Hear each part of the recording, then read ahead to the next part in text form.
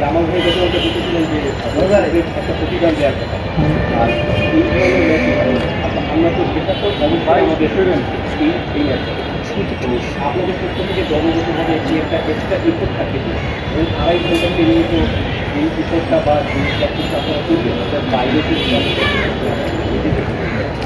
First of all আসলে দেখেন তাড়াতাড়ি টিকিট সোল্ড হওয়াটা আসলে পজিটিভ একটা সাইন ফুটবলের জন্য।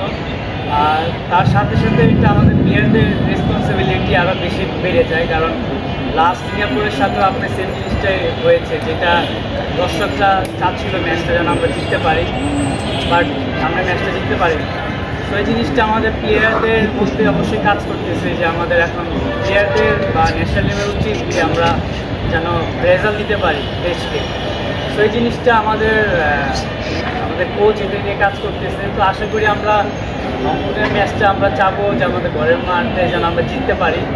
আর এটা অবশ্যই আমাদের প্লেয়ারদের একটা বাড়তি একটা মোটিভেট করবে, যে সাপোর্টার আমাদের সবসময় যেভাবে সাপোর্ট করে মাঠে এসে।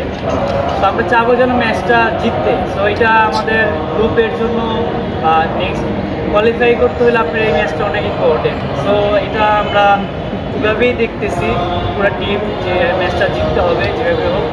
সো এটাই আমাদের ফার্স্ট ফোকাস, যে ম্যাচটা জিততে হবে।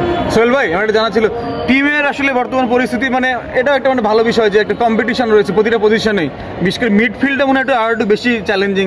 তো সেই ক্ষেত্রে মানে শুধু কি চ্যালেঞ্জটা আপনার জায়গা পাওয়ার চ্যালেঞ্জটা নিচ্ছেন, নাকি সবাই মিলে ভালো পারফর্মের বিষয়টাও যেটা পুরো ইফেক্টটা যেন দলে পড়ে ওই মানে ওই ইন্টারনাল ইয়ারের যদি শেয়ার করতেন আমাদের সঙ্গে? দেখেন, একটা টিমের যত চ্যালেঞ্জ থাকবে এটা আসলে টিমের জন্য ভালো, আর এটাই মনে করি এই চ্যালেঞ্জটা থাকা উচিত। আর এটা আমরা পার্সোনালি নিচ্ছি না যে প্লেয়ার টিমের মধ্যে একটা পজিশনে 2টা 3টা 4টা প্লেয়ার, সো এটা আমরা ইন্ডিভিজুয়ালভাবে নিচ্ছি না, এটা আমরা এটা টিম হিসাবে আমরা পাওয়ার হিসাবেই নিচ্ছি। আর এটা মনে করি যারা মিডফিল্ড বলতেছেন, ডিফেন্স বলতেছেন, বা প্রত্যেকটা পজিশনে যদি প্লেয়ার থাকে, সো এটাই মনে করি ওভারঅল টিমের জন্য বেটার। আর এটা অবশ্যই আমি ভালোভাবেই দেখতেছি এটা।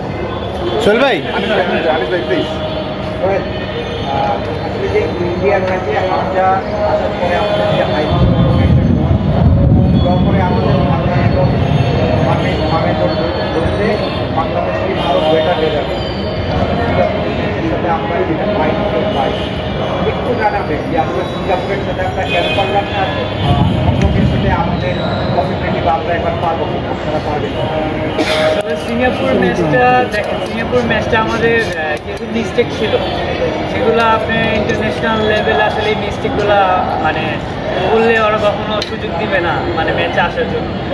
তো ওভারঅল আমরা সিঙ্গাপুরের ম্যাচটা যেটা কোচ বা আমরা প্লেয়াররা যেটা আমাদের মিস্টেকগুলো বের করতে পেরেছি, তো আমরা দেখলাম যে আমাদের নিজের মিস্টেকের জন্যই সিঙ্গাপুর ম্যাচটা জিততে পেরেছি।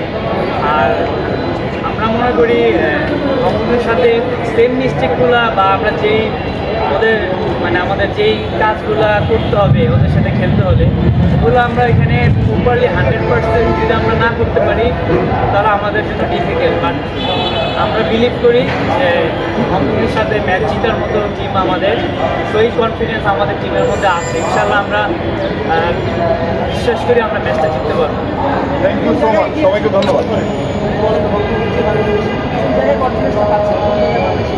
আসলে বর্তমানে আমাদের ফুল টিমটাকে নিয়ে আমরা কনফিডেন্স, বর্তমান যে স্কোয়াডটা আছে ওভারঅল ওই টিমকে নিয়ে আমি আমাদের টিম যে লেভেল এখন বর্তমানে আছে, সো অ্যাজ এ টিম হিসাবে আমরা কনফিডেন্স। Thank you.